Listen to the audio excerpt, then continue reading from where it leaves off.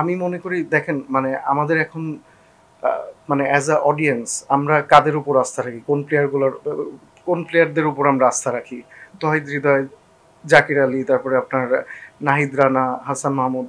মানে আমরা এরা কিন্তু ২ বছর আগে কোথাও ছিল না, বা ২-২.৫ বছর আগে কোথাও ছিল না, জাস্ট নতুন নতুন ঢুকে।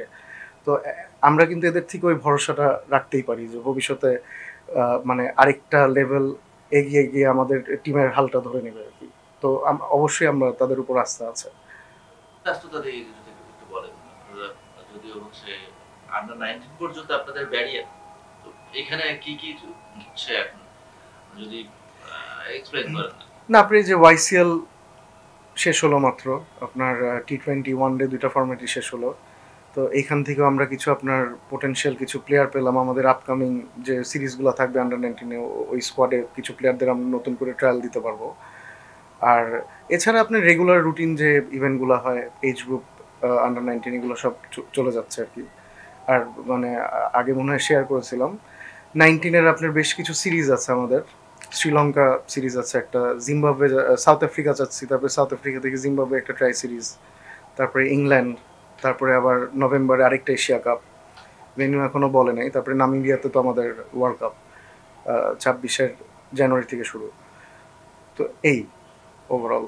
ওই এইচপি তে আমরা যেটা দেখতাম যে এই এজ লেভেল থেকে যারা হচ্ছে একদম চোখে লাগার মতো পারফর্ম করে তাদেরকেই আসলে এইচপি তে ট্রান্সফার করা হয় কিংবা এই মার্জিনটা এবার আসলে কিরকম দেখতে পাই?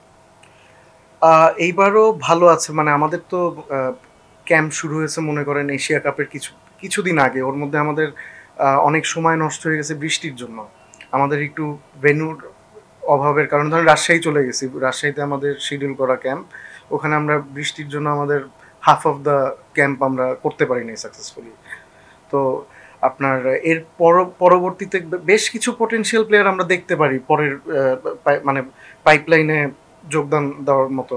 বাট এখন তো এক্স্যাক্টলি সংখ্যাটা বলা মুশকিল, আরও কয়েকটা সিরিজ আছে, গেলে হয়তো বলতে পারবো। আচ্ছা, মানে আমরা খুব রিসেন্টলি আমরা সব মানে ক্রিকেটিং ডিপার্টমেন্টের যারা আমরা চেয়ারম্যান আছি, দায়িত্বে আছি, আমরা বসেছিলাম। তো মানে আমি এই কথাটা বেশ কয়েকটা চ্যানেলের কাছে আমি অ্যাড্রেস করেছিলাম। আমি ফিল করতাম যে কোঅর্ডিনেশনে কোনো গ্যাপ আছে কিনা, ধরেন আপনার ন্যাশনাল টিমের সাথে কোনো সিনক্রোনাইজেশনে কোনো গ্যাপ হচ্ছে কিনা। তো এই জিনিসটা আমরা আইডেন্টিফাই করার জন্য একটা কমিটি ফর্ম করে মানে ইন্ডিভিজুয়ালি সিলেক্টার কোচদের সাথে আমরা কথা বলেছি। ধরেন এইচপি, তারপরে ক্রিকেট অপারেশনস, টাইগার্স, এখন সবাই মিলে আমরা ওই গ্যাপটা খোঁজার চেষ্টা করব, যেন আমরা একটা ফিক্সড মানে একটা সুন্দর গোছানো একটা ফ্রেমওয়ার্কের মধ্যে যেন কাজ করতে পারি।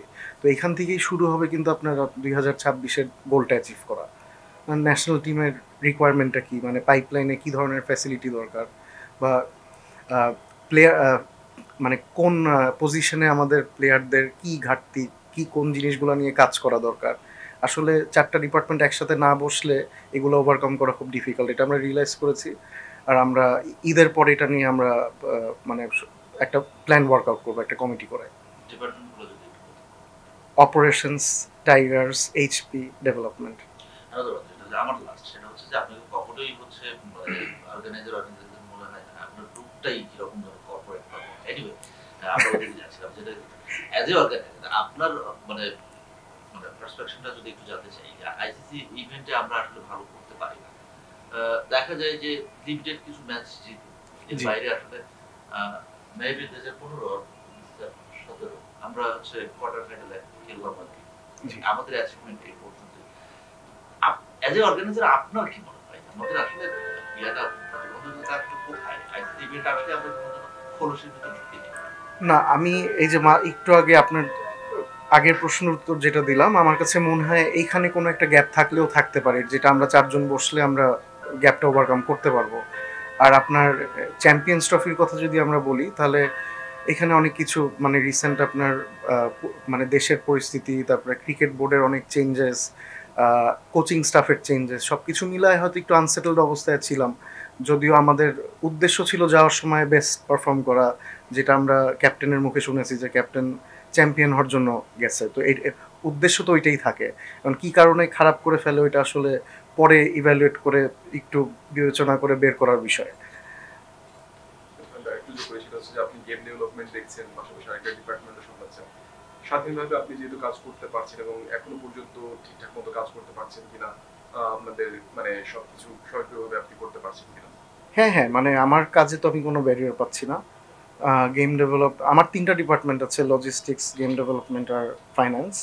তো মানে আমি তো কোনো ডিপার্টমেন্টে কোনো বাধাগ্রস্ত হওয়ার মতো কিছু এরকম হয়েছে আমি দেখিনি, পাইনি আরকি।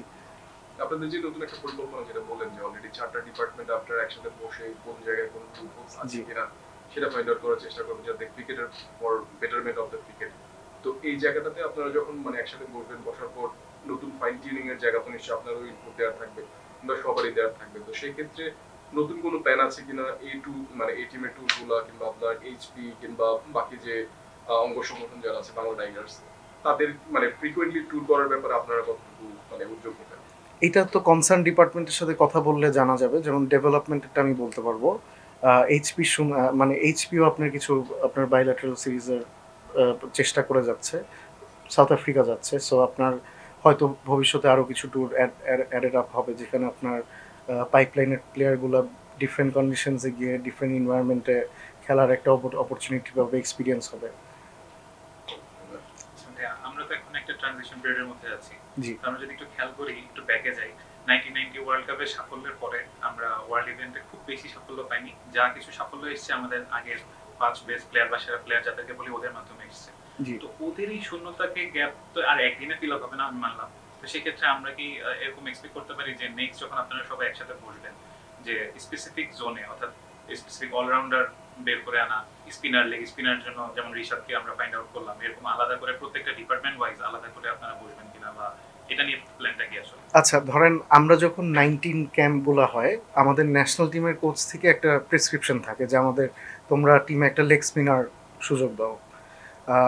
মানে পাইপলাইনে আমাদের একটা পেস বোলার অলরাউন্ডার দরকার, পেস বোলিং অলরাউন্ডার দরকার, বা ব্যাটিং অলরাউন্ডার দরকার যে অফ স্পিন করতে পারে। এই প্রেসক্রিপশনগুলো আপনার একটা মাথা থেকে আসে। সো আমার মনে হয় এগুলো নর্মালি হয়ে আসছে। তো যেটা বললাম যে কোথায় গ্যাপটা, আমরা যখন বসা শুরু করব, কমিটিটা হবে, কোচ সিলেক্টররা যখন সবাই একটা টেবিলে থাকবে, এটা আইডেন্টিফাই করাটা আরও সুবিধা হবে আর কি। আর রেজাল্টটা পাওয়ার জন্য যে আমরা তো আসলে রেজাল্টটা চাচ্ছি দিন শেষে, তাই না? অবশ্যই, মানে আমরা তো গ্যাপটা খুঁজে বের করতে পারলে রেজাল্টটা এনশিওর করতে পারবো আশা করি ইনশাল্লাহ। কিন্তু মানে এখন বসার আগে তো বলতে পারছি না যে গ্যাপটা কোথায় হচ্ছে।